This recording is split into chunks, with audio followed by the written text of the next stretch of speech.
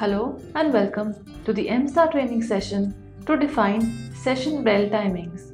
To start this activity, you must first ensure that the sessions have been defined. Defining the bell timings is the prerequisite for defining the bell timings for the subsession, and only after the subsession bell timings are defined, timetable can be entered. So let us see the steps to define the bell timings for the session. Click on the button MSTAR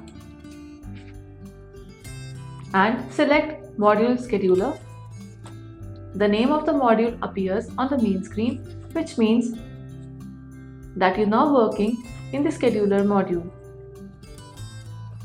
In the Scheduler module, the timetable is prepared. Click on the Business Rules and select the screen Session Bell Timing. As the screen opens, click on the box next to the academic year and select the current academic year. The first session automatically gets displayed in the session. Click on the box of the session and you can select the session for which the bell timings needs to be defined. Let us select pre-primary as the session. After this, in the field number of periods, 0 gets displayed by default. Enter the number of periods which are applicable during one day for the bell timings. These number of periods are basically the number of total slots, which includes break, assembly, or any other recess timings that are scheduled for the entire day. You will also see that the time from and time to are automatically displayed. These are displaying from the session definition, and the days are also highlighted as made applicable during the session definition.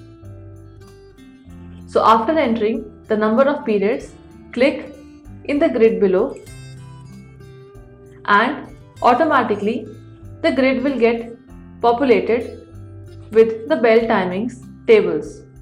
The grid is now showing us all the days of the week: Monday, Tuesday, Wednesday, Thursday and Friday. These days are as per the days selected in the day field here and as defined in the session. In the next column, we see the period number. This is the column where we will enter the period number of each subject. In the next column, period type, here we will define the type of the activity or the period type in the timetable.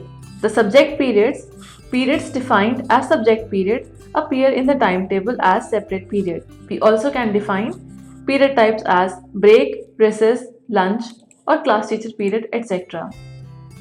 So if we click on the box subject, it will show us the types of periods that can be defined. In the next column, duration, we enter the total time of the period. This time is entered in minutes. The next column is time from. This is the start time of the period, and time from of the first period will be the start time of the session. Time from of all the periods after the first period will get automatically calculated based on the duration and the time too. We will see these steps shortly. The next column is time 2. This is the end time of the period and this gets automatically displayed based on the start time and the duration. In the last column, we have the remark or the period name. This can be used to enter any remarks if required. So let us start entering the period timings for the period Monday. There is also a provision to select only one day at a time. For that, click on the button All Days and the button All Days changes to Monday, which means only Monday timings are now visible. If we further click on the button Monday, it changes to Tuesday. Therefore, it is now displaying the Tuesday bell timings. Similarly, we can keep on clicking on the button and change the days. After all days again, we click and the next day, that is Monday, will appear. So let us define the period timings of Monday first. Click on the box in the period number and assign the first number. The first period and the last period can also be assigned as 0 as required.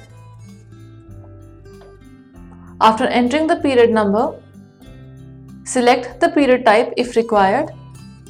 By default, the subject period type appears, and for the subject period type, the period number has to be assigned, whereas for any other period type in the list, the period number is not assigned. After entering the period number and selecting the period type as required, click on the duration and enter the duration of the first period. Then, in the time from column, the time from will automatically be shown as per the session timings. In case the same needs to be changed, it can be changed, but it has to be within the time range of session time from and session time to. After entering the time from, click on the time to, and based on the duration, the time to will automatically get updated. In case any remarks needs to be entered, the same can be entered in the remarks column. Repeat these steps for all the rows for the day. Click on the duration first and assign a duration of the second period. Assign a period number and click on the time from or time to, and automatically the time from of the second period is same as the time to of the first period. Repeat these steps as required. To click on the next row, always click on the duration column first and enter the duration as required.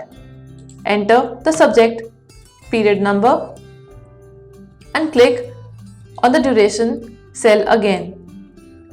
Now let us make the fourth period or the fourth slot as break. So for this, we will not enter the period number and we will only enter the duration, and then we select the period type.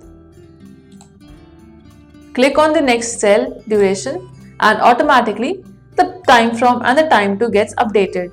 Enter the duration for the next subject period.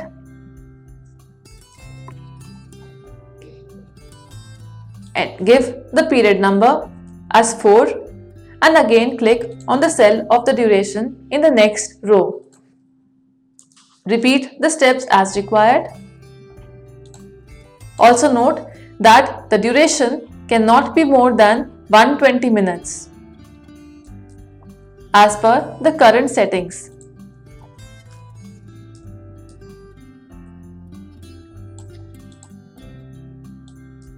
So now all the periods and the durations have been entered.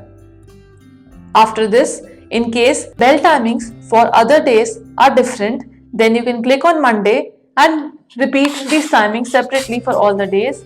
In case the period timings are same for all the days, click on button Save.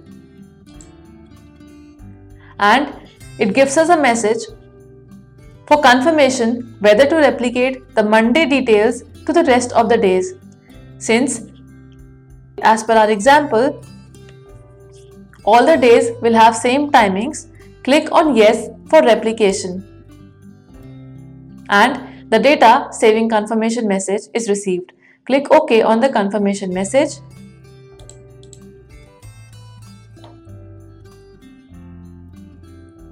And for all days, now you will see that the timings have been replicated. Click on Monday and the timings of Tuesday are also replicated from Monday, and similarly all the timings as per the days applicable are copied from Monday. So repeat these steps for other sessions also, and this way the bell timings for all sessions can be defined for all applicable days. Click on the clear button to clear the screen and repeat the steps as applicable.